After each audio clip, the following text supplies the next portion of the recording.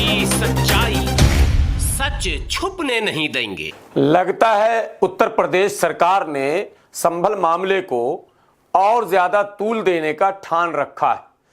कल ही जब संभल शाही जामा मस्जिद के सदर एडवोकेट जफर ने प्रेस कॉन्फ्रेंस किया और प्रेस कॉन्फ्रेंस करके जैसे ही उन तमाम सच्चाइयों को मीडिया के समक्ष प्रस्तुत किया जो घटनाएं पहले घटी थीं, यानी कि 19 तारीख से लेकर 24 तारीख तक की तमाम घटनाओं का विस्तृत ब्यौरा जैसे ही सदर मोहतरम ने मीडिया के सामने रखा, वैसे ही जिला अधिकारी का और एसएसपी का बयान सामने आया। कल शाम में जिला अधिकारी ने कहा कि मस्जिद के सदर का बयान भ्रामक है। फिर एसपी का बयान आया कि मस्जिद के सदर भी लोगों को भड़काने में शामिल हैं। फिर बयान आया थोड़ी देर बाद सीओ संभल का कि मस्जिद के सदर पर भी कार्रवाई की जाएगी। फिर निरंतर जो है बयानों का सिलसिला शुरू हो गया। दोबारा मस्जिद के सदर ने फिर मीडिया को संबोधित किया और फिर इन तमाम बातों का जिक्र किया। बस ये सिलसिला चल ही रहा था कि अचानक ये खबर भी आ गई और शायद वो खबर आप तक भी पहुंच गई होगी कि मस्जिद के सदर को संभल पुलिस ने गिरफ्तार कर लिया। पहले ये कहा गया कि हिरासत में लिया गया। देखिए, लीगल कुछ शब्द होते हैं, उस शब्द को तोड़ मरोड़ कर पेश करना वही लोग जानते हैं जिनको रात दिन उन शब्दों से आमना सामना करना होता है, यानी कि ज्यादातर पुलिस और वकील।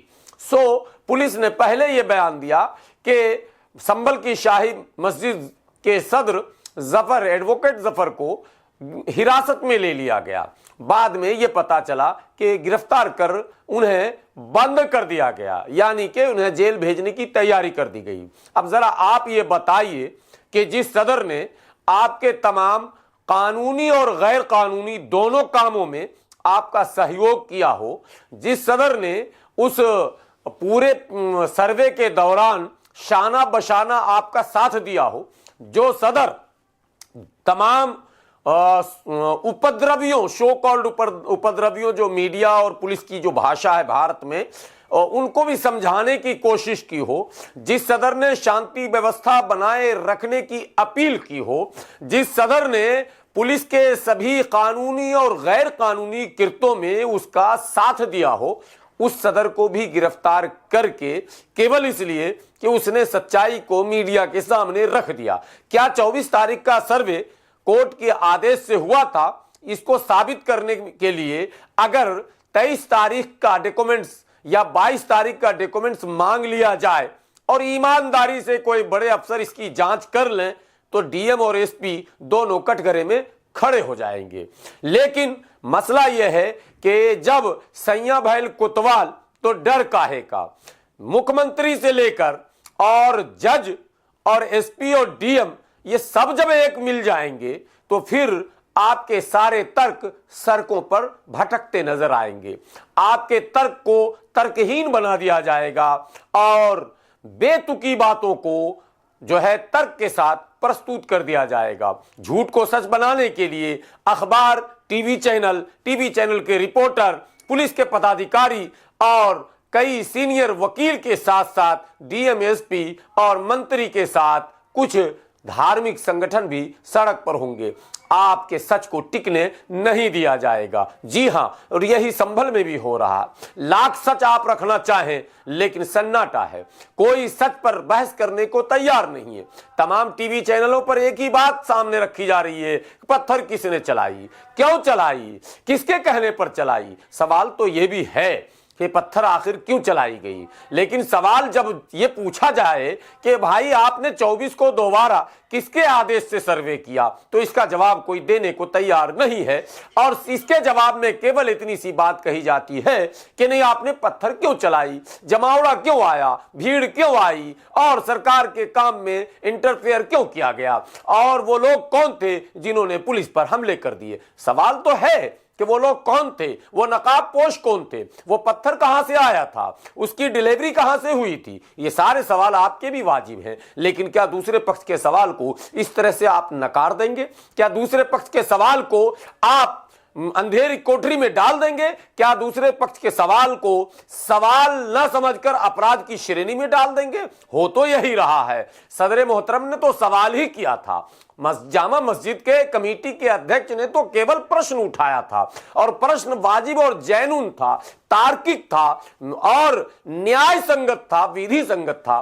फिर इस पर इस तरह का बवाल कि उन्हीं की गिरफ्तारी। तो इसका मतलब कोई मीडिया कर्मी भी अगर सही से इस पर रिपोर्टिंग करे, सत्य को उजागर करने लगे और एक एक परत को खोलने लग जाए तो उसकी भी गिरफ्तारी होगी। मतलब सच को दबाने के लिए तमाम सच्चों को अपनी बलि देनी होगी।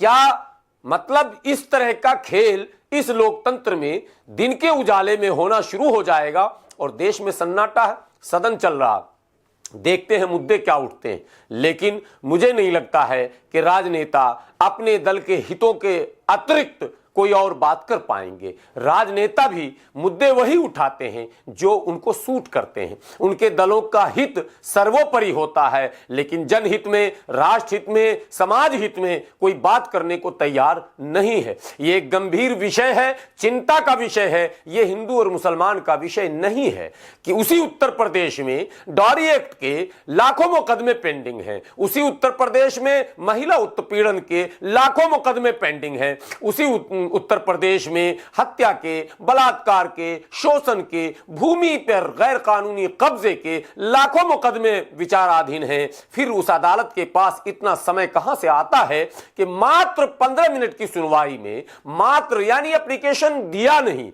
इतिहास में ऐसा, राजा महाराजाओं में भी ऐसा उदाहरण नहीं मिलता कि इतना क्विक सर्विस जिसको कहते हैं कि अभी हमने केवल एप्लीकेशन लगाया, हमने तो अर्जी दाखिल की है, हमने तो विनती की है, लेकिन अदालत ने कहा कि आपने विनती करने में तो देर कर दी, लेकिन फैसले में हम देर नहीं करते। ये लीजिए आप वकील, ये लीजिए आप कमिश्नर, ये लीजिए आप पुलिस, ये लीजिए आप एसपी, ये लीजिए आप डीएम और जाइए, चढ़ जाइए उस मस्जिद पर और जो है एक एक उसका कोना कोना ढूंढ के आइए। और अगर आपको ढूंढने में कठिनाई हो तो बताइएगा, फिर और तादाद बढ़ा देंगे, और उससे भी ज्यादा कठिनाई हो तो एक और फोर्स आपको देंगे जो धार्मिक नारे लगाकर एक दूसरे समुदाय को सड़क पर निकलने को विवश और मजबूर कर देगा। ये तो अदालतों का रवैया है। अभी एक वकील साहब, जी हां वकील साहब, जो देश में अशांति फैलाने का ठेका जिन्होंने लिया, उनका बयान एक चैनल पर आ रहा था कि हमने कोई नारे नहीं लगाए, हमने कोई जुलूस नहीं निकाला, हम तो शांतिपूर्वक सर्वे करने जा रहे थे, जब हम पर हमले हुए तब नारे लगाए गए।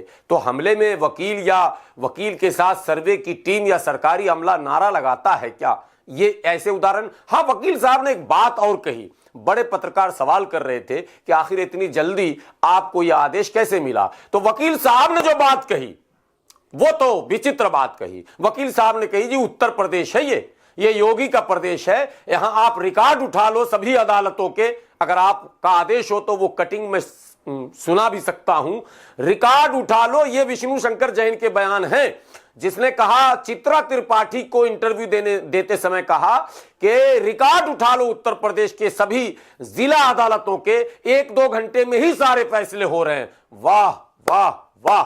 तो फिर जो लोग अदालतों के चक्कर काट रहे हैं, जरा कैमरामैन फोकस कीजिए और अदालतों के गेट पर जाइए और उनसे पूछिए कि आपके चप्पल कितने घिसे हैं, कितने चप्पल नए बदले हैं आपने, कब से आप अदालतों के चक्कर लगा रहे हैं, क्या तमाशा हो रहा है और किस तरह के बयानात आ रहे हैं। विष्णु शंकर जैन, जिसने छीन लिया पूरे भारत का चैन, वो बयान दे रहे हैं चित्रा त्रिपाठी को कि उत्तर प्रदेश में बाबा जब से आए हैं 1 ही घंटे में सारे फैसले हो रहे हैं। तो क्या ये जो तमाम वारदात हुए इसमें 1 ही घंटे में सारे फैसले हो गए क्या इसके असंभल के अतिरिक्त जितने मामले अब तक हुए हैं, हाँ ये बात दमदार तो है, मुसलमानों से संबंधित, बुलडोजर चलाने से संबंधित, मुसलमानों को गिरफ्तार करने से संबंधित जितने बयान हैं और जितने आदेश हैं वो तकरीबन 1 घंटे में ही होते हैं। लेकिन मेरे पास सूची है बाबा, और सूची आजकल आप किसी भी कोर्ट से कचहरी से निकाल सकते हैं। और सूची की क्या जरूरत है? हाथ कंगन को आरसी क्या, पढ़े लिखे को फारसी क्या, किसी भी जिला अदालत के गेट पर खड़े हो जाइए और बूढ़े धोती कुर्ता वाले चंदन वाले को ही पकड़िए। छोड़िए ना, मुसलमान तो झूठा है, मुसलमान झूठ बोल देगा। नकाब वाली को मत पकड़िए, टोपी वाले को मत पकड़िए, जो चंदन टीका वाले हैं उन्हीं के सामने माइक लगाइए, उन्हीं से पूछिए बाबा किस मुकदमे में आए हो, कितने दिन से आ रहे हो। सारा परत खुल जाएगा, सारी सच्चाई सामने आ जाएगी। लेकिन सवाल यह है कि जब मीडिया, पुलिस, वकील, शासन, प्रशासन, नेता, राजनेता और वो तमाम कथित तौर पर धर्म के ठेकेदार एक भाषा में, एक लाइन में जब बोलने लगेंगे तो आपका सच टिक नहीं पाएगा। क्योंकि सुप्रीम कोर्ट में भी अर्जियां जाती हैं और सुप्रीम कोर्ट भी अर्जियों को कई हफ्तों दौड़ाता है और उसके बाद एक छोटी सी टिप्पणी करके वापस उसी अदालत में लौटा देता है। ऐसे कई प्रमाण मिले हैं और अब तो कई आर्टिकल लोग लिख रहे हैं, लीगल एक्सपर्ट लिख रहे हैं कि ये जो कुछ हो रहा है वो सुप्रीम कोर्ट की उन्हीं टिप्पणियों का नतीजा है। अगर सुप्रीम कोर्ट मैंने सही से फैसले लेती तो आज लाखों मकान बच गए होते। सुप्रीम कोर्ट ने देर से फैसला दिया कि बुलडोजर असंवैधानिक है, लेकिन बुलडोजर तो वर्षों से चलाया जा रहा है। कई मकान ध्वस्त कर दिए गए, कई परिवार को बर्बाद कर दिया गया, तबाह कर दिया गया, सड़कों पर ला दिया गया। तो क्या गैर कानूनी बुलडोजर चलाने वाले, उसका आदेश देने वालों को सुप्रीम कोर्ट दंडित करेगी क्या, या सुप्रीम कोर्ट क्या कंपनसेशन का ऑर्डर करेगी क्या? मुझे तो नहीं लगता ऐसा होगा। तो फिर सुप्रीम कोर्ट ने जब बुलडोजर के खिलाफ याचिकाएं डाली जा रही थी तो सुनवाई में इतनी देर क्यों की? तो ये सवाल कौन किससे कैसे करे, ये एक अजीब विडंबना है, बहुत विडंबना है। मुझे लगता है न्यायपालिका को अपनी भूमिका निभानी चाहिए और इस तरह के प्रचलन पर विराम लगाना चाहिए, अन्यथा इससे अविश्वास का वातावरण बनेगा और अविश्वास किसी भी देश और समाज के लिए बेहतर नहीं होता है, देश के भविष्य के लिए बेहतर नहीं होता है, देश के विकास के लिए वो बाधा हो जाता है। तो संभल में जो घटना घट रही है और लगातार योगी सरकार का जो एक्शन हो रहा है वो दरअसल एक्शन नहीं है, किसी रिएक्शन को वो आमंत्रित करने का एक तरीका है। इसलिए सरकार को भी संयमित होकर सच का सामना करना चाहिए और किसी को सच अगर कोई बोल रहा है तो उसको गंभीरता से लेना चाहिए। संभल मस्जिद के सदर की जो गिरफ्तारी हुई है, निसंदेह ये गिरफ्तारी कहीं ना कहीं लोगों को प्रोवोक करने वाली है। इस गिरफ्तारी से एक गलत संदेश जाएगा और यह संदेश जाएगा कि योगी सरकार मनमाने तरीके से जिसको चाहे अंदर कर दे, जिसको चाहे बाहर कर दे। हाँ, पत्थर चलाने वाले, कानून को हाथ में लेने वाले और कानून का मजाक उड़ाने वाले पर कार्रवाई तो होनी ही चाहिए। साथ ही साथ कानून का मजाक उड़ाने वाले उन अफसरान पर भी कार्रवाई होनी चाहिए जिन्होंने अदालत के आदेश के बगैर ही मस्जिद में दोबारा सर्वे करने की कोशिश की। बहरहाल आपकी क्या राय है इस पर? आप अपना मत, आप अपनी राय कमेंट बॉक्स में जरूर देंगे। शुक्रिया।